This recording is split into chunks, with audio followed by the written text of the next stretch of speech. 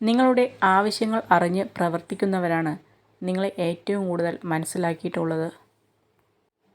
ഏതൊരു കാര്യത്തിലും വ്യക്തമായ ഒരു ലക്ഷ്യം ആവശ്യമാണ്. ആ ലക്ഷ്യം നേടിയെടുക്കുമ്പോഴാണ് നാം സംതൃപ്തനാകുന്നത്. നമ്മുടെ തോൽവി ചിലരുടെ സ്വപ്നമായിരിക്കും. നമ്മുടെ കീഴടങ്ങൽ ചിലരുടെ ആഗ്രഹമായിരിക്കും. ഇവയ്ക്കെല്ലാം അപ്പുറം നമ്മുടെ പോരാട്ടവും നമ്മുടെ വിജയവും നമ്മുടെ മാത്രം ലക്ഷ്യമാണ്. ആ ലക്ഷ്യത്തിലെത്താനാണ് നാം പരിശ്രമിക്കേണ്ടത്. നമ്മുടെ മനസ്സ് വളരെ ശക്തിയുള്ളതാണ്. അതിനാൽ അതിൽ നല്ല ചിന്തകൾ നിറച്ചാൽ നമ്മുടെ ജീവിതത്തിൽ വലിയ മാറ്റം കൊണ്ടുവരാൻ പറ്റും. വീട് ചെറുതാണെങ്കിലും അതിനുള്ളിൽ സമാധാനമുണ്ടെങ്കിൽ അത് കൊട്ടാരത്തേക്കാൾ വലുതാണ്. പരാജയം മാത്രം ഏറ്റുവാങ്ങിയ ജീവിതം ഒന്നും ചെയ്യാതെ ചിലവഴിച്ച ജീവിതത്തേക്കാൾ പ്രയോജനകരവും മൂല്യമേറിയതുമാണ്. വിജയം സന്തോഷത്തിൻ്റെ താക്കോലല്ല, സന്തോഷമാണ് വിജയത്തിൻ്റെ താക്കോൽ. നിങ്ങൾ ചെയ്യുന്ന പ്രവർത്തനങ്ങളെയും നിങ്ങൾ ഇഷ്ടപ്പെടുന്നെങ്കിൽ നിങ്ങൾ വിജയിക്കുക തന്നെ ചെയ്യും. എപ്പോഴും വേദനിക്കുന്ന ഹൃദയം പെട്ടെന്നൊന്നും തകരില്ല. എല്ലാ ദുഃഖങ്ങളെയും അതിജീവിക്കാൻ അത് കരുത്ത് നേടിയിരിക്കും. അതുകൊണ്ടാണ് ജീവിതത്തിൽ ഒരുപാട് വേദനകൾ ഉണ്ടായിട്ടും ഇന്നും ഒരുപാട് പേർ പുഞ്ചിരിയോടെ ജീവിക്കുന്നത്. സന്തോഷത്തിൻ്റെ പൂർണ്ണമായ മൂല്യം മനസ്സിലാക്കണമെങ്കിൽ അത് പങ്കിടാൻ ഒരാൾ ഉണ്ടായിരിക്കേണ്ടതുണ്ട്. ജീവിതം വച്ചു നീട്ടുന്ന എല്ലാ പ്രതിസന്ധികളെയും നേരിടാനുള്ള ശക്തി സ്വയം ആർജിച്ചെടുക്കുക.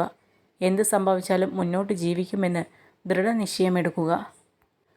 മറ്റുള്ളവരെക്കുറിച്ച് താഴ്ത്തി സംസാരിക്കുന്നതിന് മുൻപ് നമ്മൾ എവിടെ നിന്നാണ് വന്നത് എന്നും ഏതവസ്ഥയിലാണ് നമ്മൾ ഉണ്ടായിരുന്നത് എന്നും ഓർക്കണം.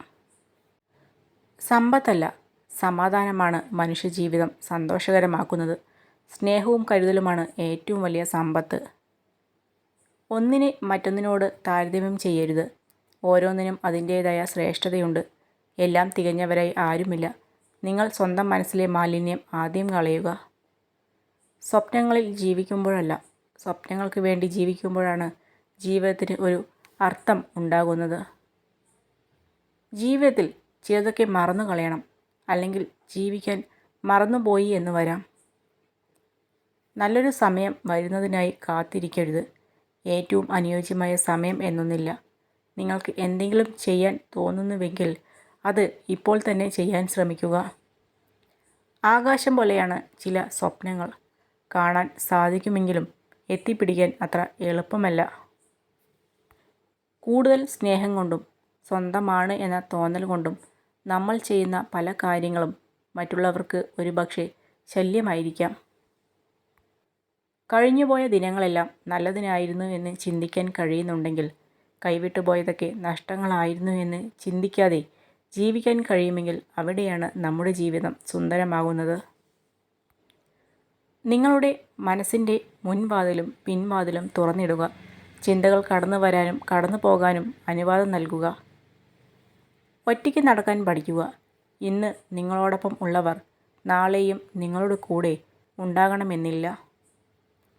നാം എല്ലാവരും മറ്റുള്ളവരെക്കാൾ തന്നെ നമ്മെ തന്നെ സ്നേഹിക്കുന്നു.